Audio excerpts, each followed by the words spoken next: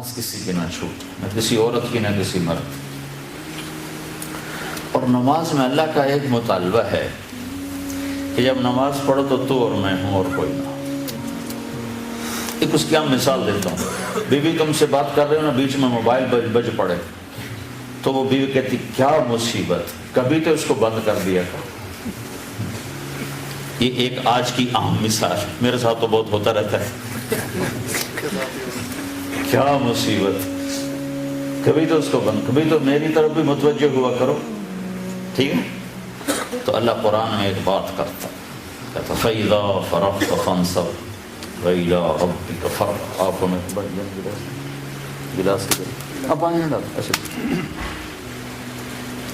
یہ گلاس ہے نا، اس میں ابھی یہ کچھ پانی تھوڑا سا ہے، یہ میں نے اس کو الٹایا ہے تو اب کوئی قطرہ رہ گیا، جی دیکھ لیا آپ نے، اس کو عربی میں کہتے ہیں فراغ، کہ چیز کو اس طرح خالی کرنا کہ اس میں کوئی شے باقی نہ رہے۔ تو میرا رب کہہ رہا ہے کہ جب میرے پاس آیا کرو نا تو دل کو ایسے فارغ کر کے آیا کرو۔ اور یہ مطالبہ پتہ کس سے ہے؟ اپنے حبیب سے، فَإِذَا فَرَغْتَ فَانْصَبْ وَإِلَىٰ رَبِّكَ فَارْغَب۔ تو اس پر علماء لکھتے ہیں کہ اللہ کے نبی کے دل میں کیا تھا جس کو اللہ کہہ رہا ہے فارغ ہو گیا؟ نہ دنیا تھی، نہ چیزیں تھیں، نہ بیویاں تھیں، نہ اولاد تھی، سوائے اللہ کے کچھ تھا نہیں۔ تو پھر اللہ اپنے نبی سے کہہ رہا دل فارغ کر کے آ۔ تو علماء لکھتے ہیں کہ اللہ کے نبی میں ایک غم تھا، انسانیت کی ہدایت، جس پر آپ روتے تھے، کڑتے تھے، لعلک باخع نفسک الا یکونوا مؤمنین۔ تو میں اس رب کی قربان ہوں کہ میرے حبیب غم کھا انسانیت کا، جتنا کھانا کھا، جب میرے پاس آیا کر تو وہ بھی نکال دیا کر، بس تو اور میں، بس تو اور میں، اور کوئی نہیں ہونا چاہیے۔ تو ایک بہت بڑا طبقہ تو نماز پڑھتا ہی نہیں ہے، لیکن جو پڑھتے ہیں نا ان کو نماز بنانے کا کبھی شوق نہیں۔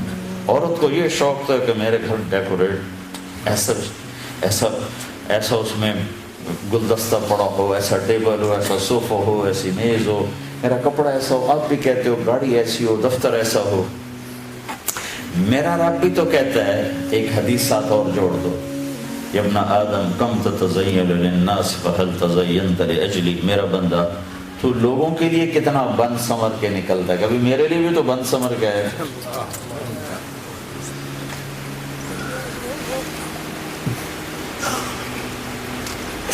میں آنے لگا تو میں نے کپڑے بدلے، اگر میں بونی کپڑوں میں آ جاتا تو کیا فرق پڑتا تھا؟ آپ نے طارق جمیل کو سننا تھا نا کہ اس کے کپڑوں کو، لیکن آدمی کے لاشعور میں ہوتا ہے بھائی لوگوں کو سے ملنا ہے، صاف ستھرے کپڑے پہن کے ہوں، تو اللہ یہ گلہ کر رہا ہے کہ میرا بندہ، میری بندی لوگوں کے لیے تو اتنا بنتا سمر، اگر میرے لیے بھی تو بن سمر کیا۔ اچھا میں بڑا حیران ہوں، پتا پتا میرے رب کی تسبیح اور نماز پڑھتا ہے،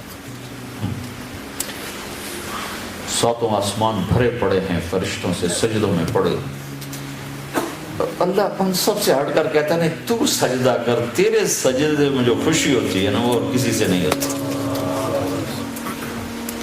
جب تو دھرتی پہ سر رکھ کے کہتا ہے سبحان ربی الاعلی، تو میں خوش ہو جاتا ہوں۔ تو ہر مرد عورت سے کیا مطالبہ ہے؟ ایسی نماز پڑھو کہ دل خالی ہو۔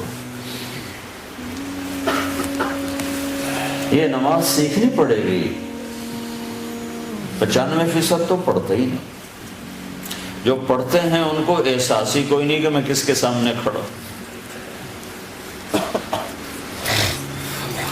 تو میرے نبی کی زندگی کا خلاصہ دو بات جو آپ نے دنیا سے جاتے ہوئے کہیں تھی، الصلاۃ وما ملکت ایمانکم، اے میری امت ایک نماز نہ چھوڑنا۔ پورے دین پر تو آتے آتے آئیں گے، لیکن دو باتیں اگر آپ سیکھ لیں، کر لیں مرد عورت، تو دین سارا قابو میں آ جائے، ایک نماز زندہ ہو جائے، اور دوسری چیز ہے وہ اخلاق زندہ ہو جائیں، اچھے اخلاق۔ لا الہ الا اللہ محمد رسول اللہ علیہ صلاۃ اللہ وآله والأحبة. لا إله إلا الله محمد رسول الله عليه صلاة الله وآله والآل